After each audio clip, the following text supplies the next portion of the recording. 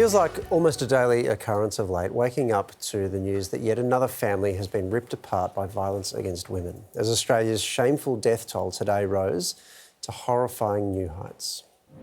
Dead woman number 26. 49-year-old Emma Bates found killed in the small town of Cobram in far north Victoria, where a 39-year-old man who knew her has been arrested. It is exhausting as a woman just having to watch this. Thousands are living in fear every single day, and that's unacceptable in a country like ours. Her story is achingly familiar. We've heard it already this year, 25 times before. This year's toll of women killed by violence, 12 higher than this time last year. They've lost their life either at the hands of a current or former partner, or they've lost their life at the hands of a complete stranger who seemed intent on inflicting harm against women. This has to stop. Number 25, 28-year-old mum Molly Ticehurst lost her life just one day earlier, allegedly murdered by her former partner, Daniel Billings. And that 25 isn't just a number, this is 25 people who were loved, whose lives really mattered. Enough is enough. Molly's body found inside her home in the rural town of Forbes in New South Wales. We cannot hide like you can in the metropolitan areas. Everyone knows everyone and they know where everyone is. Just 15 days before her death, Billings had been granted bail. How this man could possibly have got out of jail has got me beat. The charges against him: raping Molly 3 times, stalking and intimidating her, smashing her car window, breaking into her home and abusing her 12-week-old puppy in the 3 months leading up to her brutal death. As a society, we remain ambivalent, and we often see this as a different crime to assault in any other context. Magistrates are no different in that. They carry their own biases and views. The New South Wales Government today seeking legal advice to determine if urgent reform to bail laws is required. There are serious questions for the New South Wales Government to answer as to how this alleged offender was out on bail. The system's clearly let down Molly. We'll look at every measure that we can possibly take on these issues because we as a society just have to do better. One woman in Australia is killed by her current or former partner every 9 days. The fact that it's only April should be setting off alarm bells. There are 251 days left this year. We're joined now by Federal Minister Katy Gallagher. Katy, a lot of my female friends, they're feeling really afraid at the moment. You're the Minister for Women. What are you hearing about how women are feeling?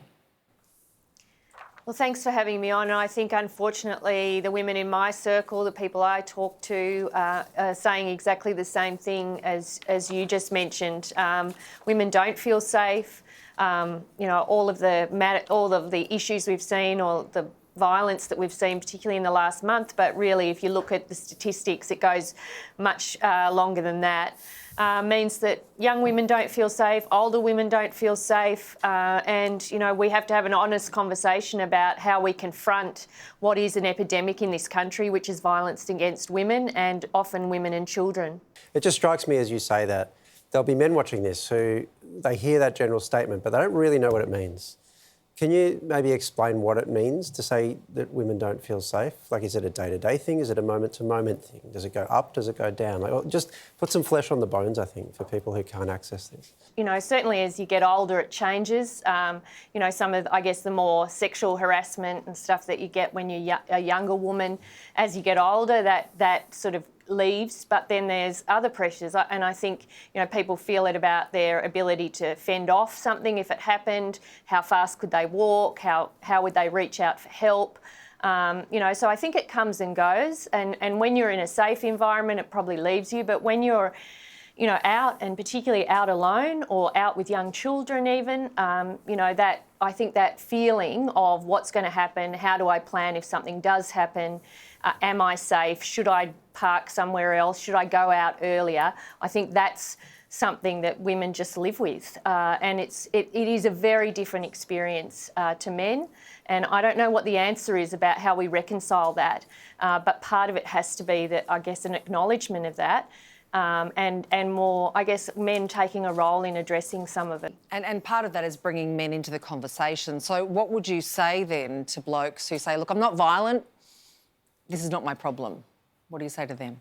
I think the really constructive thing that men can do is talk to their friends, is you know, when they're bringing up their sons, when talking to sons about what's happening at school, engaging them with what they're engaging with on social media, and genuinely intervening at that very local and very personal level, because I think men have, you know, often don't talk about these things, and probably because they think it doesn't relate to me, or, you know, it's not part of my life. But we know from the statistics that it's part of a lot of men's lives. So I think men have a huge role to play. I think many men want to play that role. I just think perhaps they feel alienated from the conversation because they don't think it relates to them, where it certainly does. The Prime Minister doesn't seem prepared to call this a national emergency. Do you think it is? Well, I think the Prime Minister has been very clear, and I mean, certainly I work with him very closely and I know how he sees this as a real priority, and certainly he and I have had a number of conversations about the complexities, because it isn't a matter of someone waving a pen or even putting in heaps more money. I mean, it's a much deeper and complex community problem.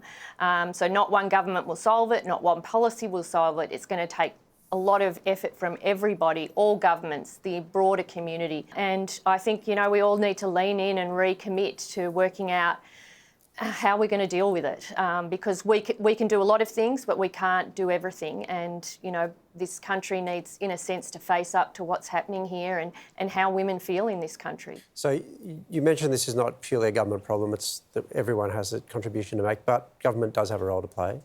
What are you going to do? Well, we've got our national plan, and that sets very clear direction. We've got all governments signed up to that, and that's to end violence against women and children in a generation. When I look at the amount of money that's going in, a lot of the money goes into dealing with the result, the violence against women, so whether it's escaping domestic violence payments that we now have as part of our social security system. We have paid domestic and family violence leave as part of our industrial relations system. So there's all of that we need to do. More resources, more support, make sure women are able to leave, make sure they're able to have control.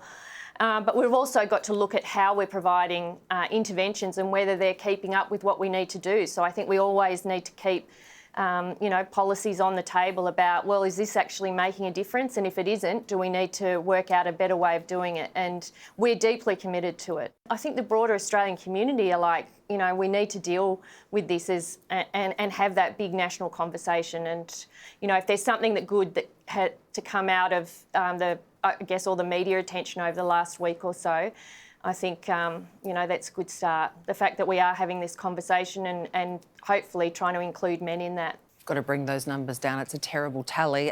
Katy Gallagher, thank you for your time. Thanks for the opportunity.